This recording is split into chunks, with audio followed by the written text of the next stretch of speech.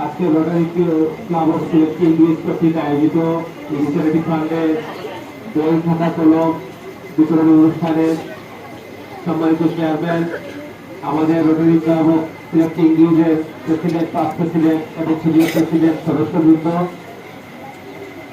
এবং আমাদের আজকের চিফ গেস্ট, আমাদের সম্পূর্ণ সিলেটের অভিভাবক পুলিশ কমিশনার মহোদয় এবং এই মাদ্রাসার অত্র মাদ্রাসার সম্মানিত ম্যানেজিং কমিটি থেকে আগত মাদ্রাসার পরিচালক মোস্তামিদ সাহেব, যারা পামিদুল হাসান সহ অত্র মাদ্রাসার মেহনতি আমার ছাত্র ভাইয়েরা, সবাইকে আসসালামু আলাইকুম ওয়া রাহমাতুল্লাহি ওয়া বারাকাতুহু।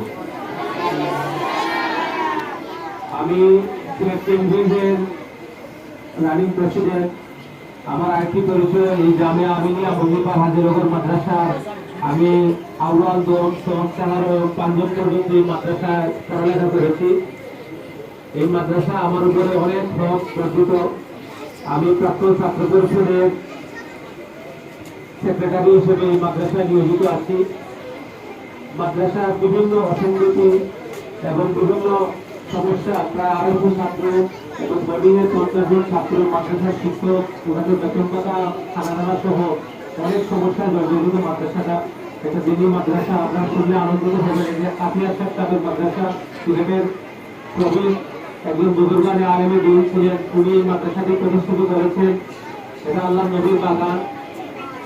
আজকে আমাদের যে আমাদের আব্দুল কুদ্দুস সাহেব, উনি আসলে অত্যন্ত আন্তরিক।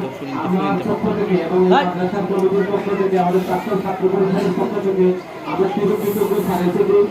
উনি আশ্বাস দিয়েছেন এবং আমাদেরকে উৎসাহ প্রদান করেছেন, যার কারণে ওনার সময়ের প্রেক্ষিতে আজকে আমরা এই আয়োজন সম্পন্ন করতে পেরেছি। এজন্য আমরা চিরকৃতজ্ঞ এবং ওনাকে আমাদের অন্তঃস্থল থেকে অসংখ্য ধন্যবাদ এবং কৃতজ্ঞতা প্রকাশ করতেছি।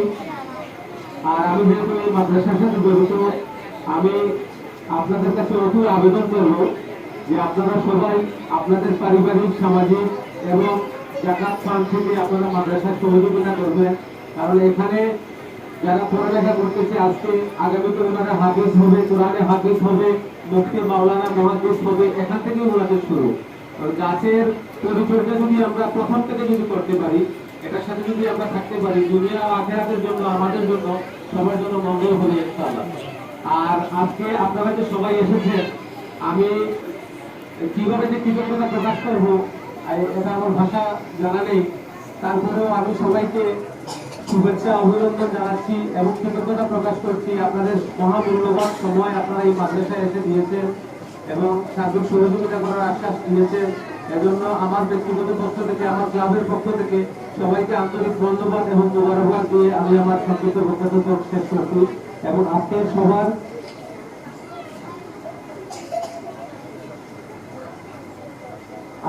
আমি আবারও ধন্যবাদ দিয়ে আমি আমার বক্তব্য শেষ